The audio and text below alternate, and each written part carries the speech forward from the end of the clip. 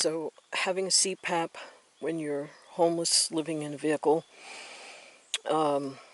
is not easy. I have a very old CPAP which takes more electricity than a modern one. But to get a modern one I'd have to do like a whole new sleep study and go through a whole big hassle, and so whatever, I'm using this old one. So it plugs in, and then I plug it into the inverter thing, and then there's a battery under here. That battery has to be charged every time I use a CPAP. So ideally I would have more than one battery. Right now I only have one. Sometimes I can take that battery in a bucket, put it on the floor of my scooter, and I can drive it into a cafe or something and plug in for a while I charge both the scooter and the battery.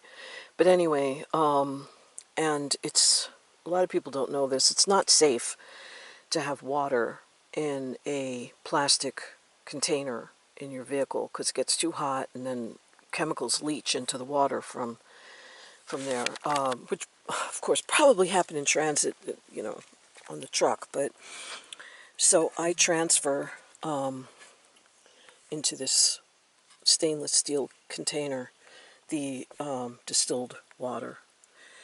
Then when all is said and done, I pack it all up back into the CPAP case.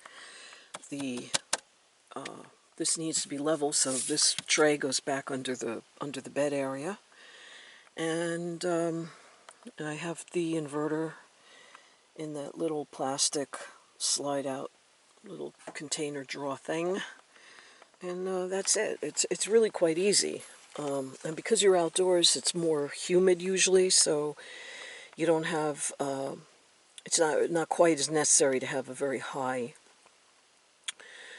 humidity setting. In a house or hotel, I usually have it set pretty high, so I don't dry out my nose or whatever. But anyway, so that's I mean, if you were just camping for the weekend, it's no big deal. It's fine.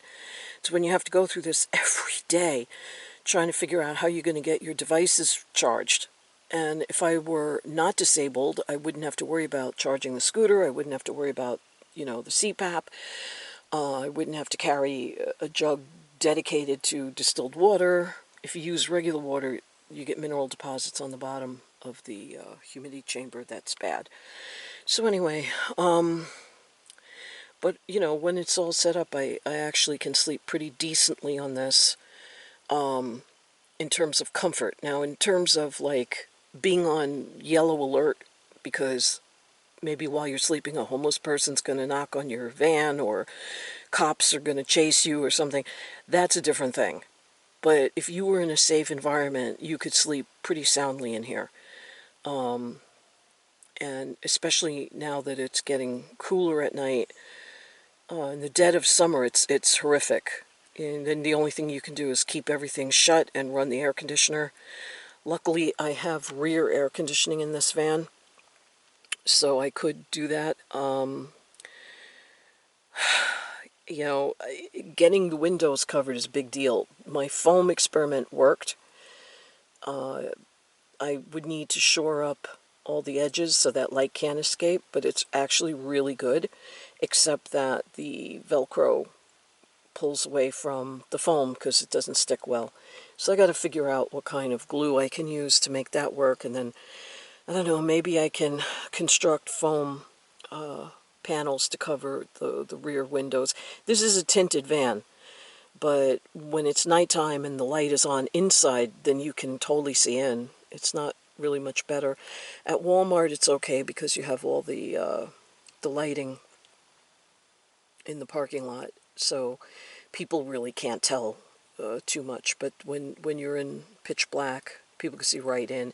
And if you're stealth parking, meaning you absolutely cannot let any light escape to tip off anyone that somebody's inside the van, then you have a huge problem because you've got the windows all around, and then you've got the front window, which there is just no way to easily cover that and So yeah, it's difficult to stealth park.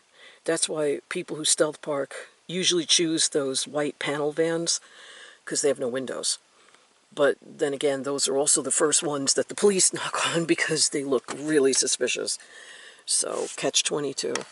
Anyway, I just want to show you the CPAP setup, and hopefully that helps somebody. By the way, this is a modified wave sine inverter. It's not the pure sine. I really should have a pure sine, but I needed something in a pinch because the other one broke, and this is what I got, so I just have to hope that it stays stable and runs the CPAP without burning it out, because I would be in big trouble then. Alright, that's this installment.